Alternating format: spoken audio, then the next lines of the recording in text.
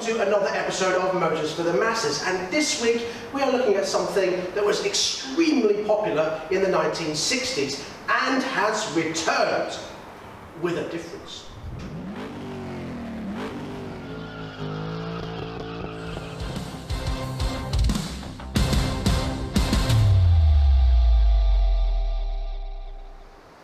This style bike had and still has a massive following, but this version has pulled out all the stops and produced something that is absolutely remarkable, and also with a whole host of different options. This is the Royal Alloy.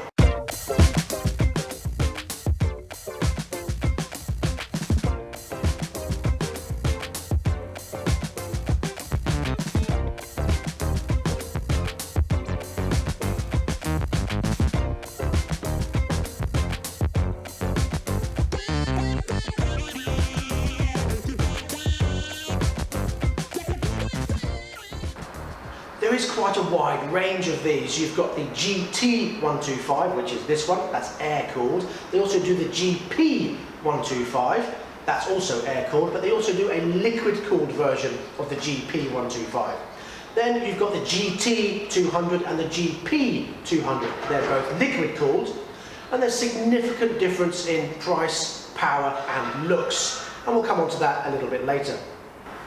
So let's focus for a second on this one. Now this one has the single overhead cam 2-valve engine. Like I said, it's air-cooled, produces about 9.5 horsepower and 9.2 Newton meters of torque. It uses a 220mm disc on the back and a 220mm disc on the front. It has a monoshock on the back, but twin shocks with springs on the front. So it's slightly different to your traditional style front suspension. And with a 110x12 front tyre, it has a 120 on the back, so it's got plenty of beef to keep you on the road nicely. And it has an 11-litre fuel tank, which is under the seat there. Where's the storage, you might ask? Well, that's the only downside. The only storage it has is on the front. With a 770mm seat height, it's 1.9 metres long, 620mm wide and 1.1 metres tall. So it's a full-size bike and it weighs in at 130 kilos. That's quite a hefty weight.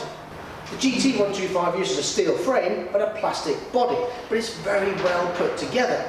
So you don't get the typical creaks that you usually get from a lot of these Vespri style bikes. That's like this all day, nothing happens.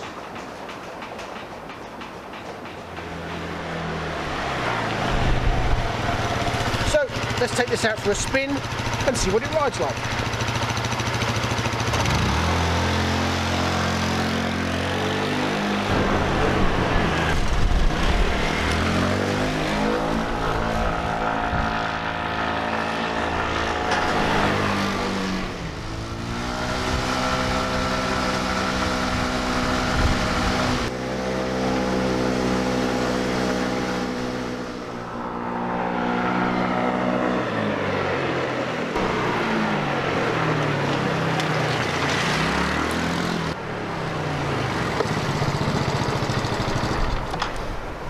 Do you know what? I'm absolutely shocked. I got on this bike expecting it to be a typical scooter, but it rides really, really well. It's very comfortable, it's very well balanced on the road, and it's got plenty of poke. Bearing in mind this is the 125 air-cooled version with only 9.5 horsepower.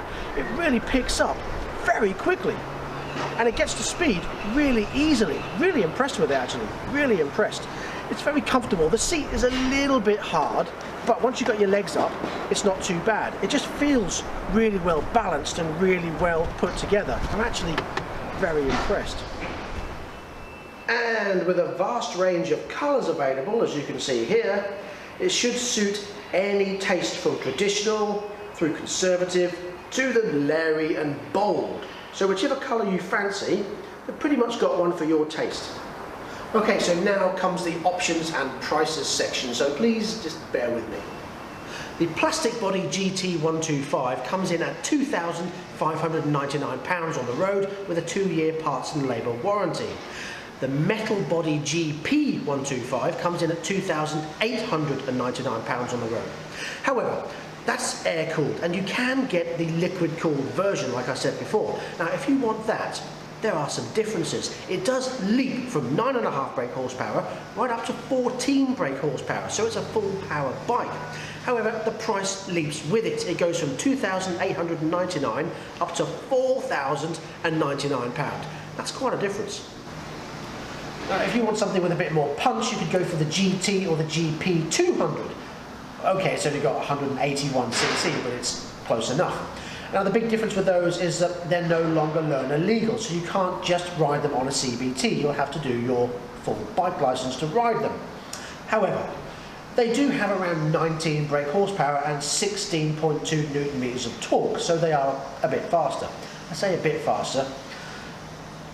The GP125 liquid cooled is 14 brake horsepower, and these are 19 brake horsepower, so you're probably going to get about an extra 10 mile an hour top end, but they're going to be a bit more sturdy and longevity is going to be a bit better, I would think.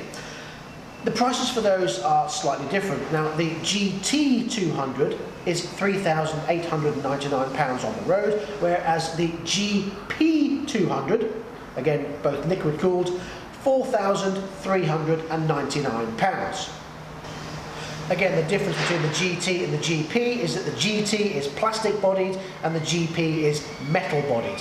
Now, when I say metal bodied, I'm not talking about everything. I'm talking about the frame down the middle, steel frame, and the main body here is metal. Not the side panniers and not this. So, it's sort of metal. Now, all these modern mod machines are all the same. They're all Euro 4 compliant, means they are fuel injection, and they all use the same dimensions. It just depends whether you want plastic body, metal body, air cooled or liquid cooled, and of course what your budget is.